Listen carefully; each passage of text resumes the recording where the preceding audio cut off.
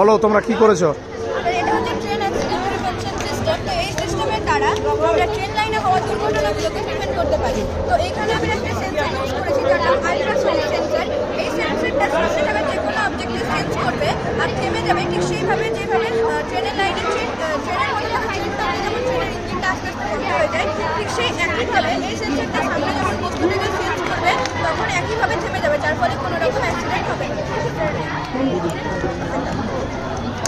Train চলছে, object হলো sense করে থেমে গেল, সেম একইভাবে। আরেকবার দেখো, আরেকবার দেখো।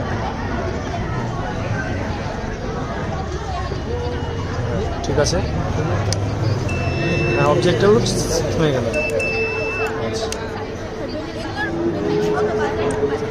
এগুলোর অনেক বেনিফিটস আছে। তো আমরা এগুলো স্পেশালি ফরেস্ট এলাকায় হাতিদেরকে বাঁচানোর জন্য ব্যবহার করতে পারি, কারণ এখন এই ট্রেনের অ্যাক্সিডেন্টের জন্য হাতিরাই বেশি প্রাণহানি হচ্ছে। তো হাতিদেরকে এখানে সেই সেন্সারটা এমনভাবে কাজ করবে যাতে হাতিটাকেও ডিটেক্ট করতে পারে। তো একটা হাতির যদি একটা হাতির সাথে যদি ধাক্কা লাগে তাহলে সেই ট্রেনের প্যাসেঞ্জার, ট্রেনের লাইন সবার ক্ষতি হতে পারে, এমনকি সেই প্রাণীটাও মারা যেতে পারে। তো এই সেন্সারটা সেই কাজ করে কোনো রকম অ্যাক্সিডেন্ট করছে না। তো এবার যদি অ্যাক্সিডেন্ট হতো তাহলে সরকারের প্রচুর বড় ক্ষতি হতো, প্লাস যারা ট্রেনে আছে তাদেরও ক্ষতি হতো, এমনকি প্রাণীটা মারা যেত, যার ফলে পুরো সিস্টেমের অর্থাৎ ট্রেন লাইনে পুরো ট্র্যাকটাই নষ্ট হতো।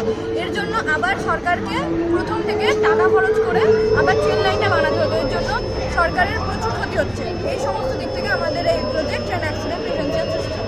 বাহ, খুব ভালো।